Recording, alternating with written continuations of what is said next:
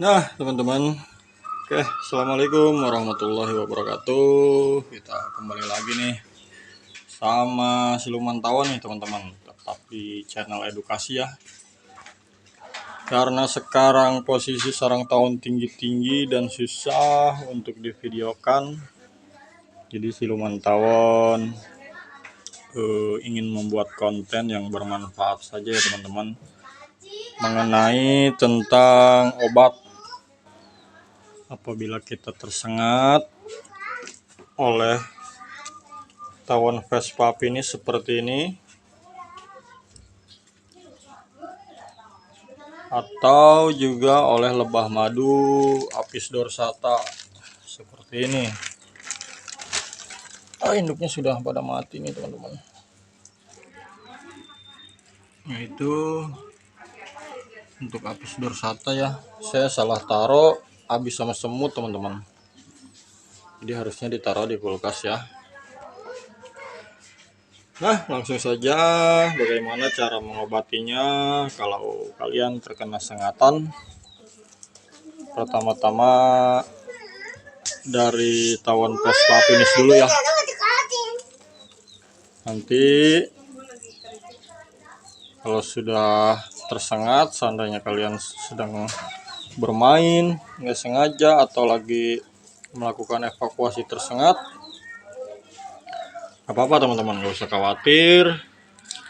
Sediakanlah di rumah kalian plastik klip seperti ini.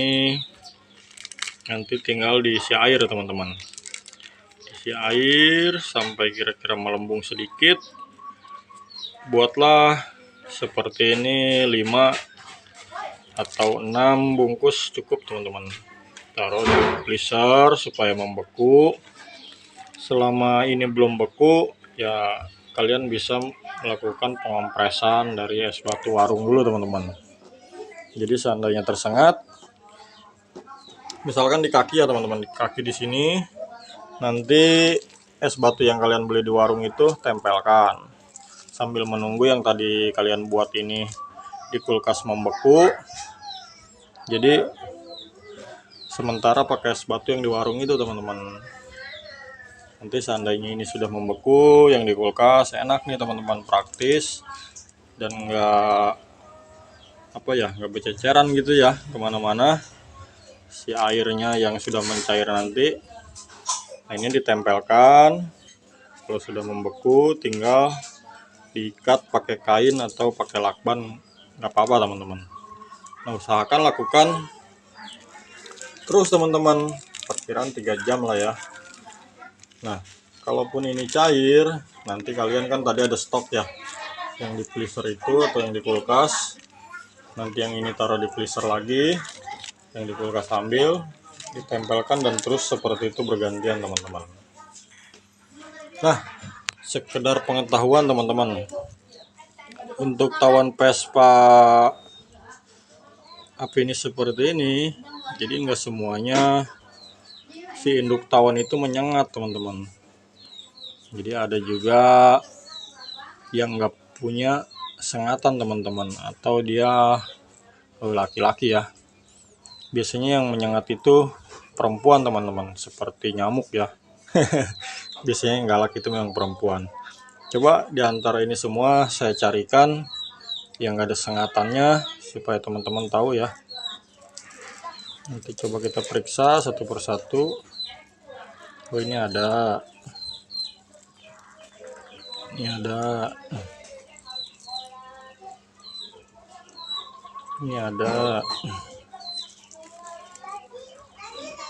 Ini juga ada. Ini ada. Wah, ini kebetulan ada semua, teman-teman. Biasanya yang laki-laki itu nggak ada, teman-teman. Ada semua ya.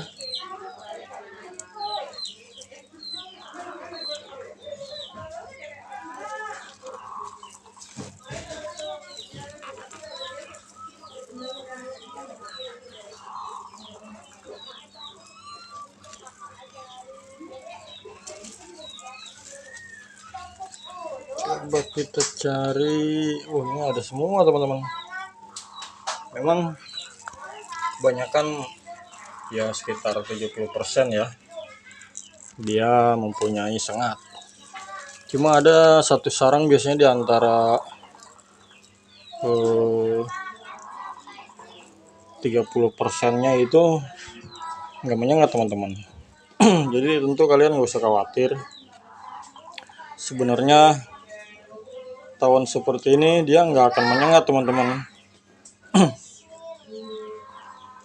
Nah seperti ini ya, dia sebenarnya nggak akan menyengat seandainya dia nggak terganggu atau terancam ya.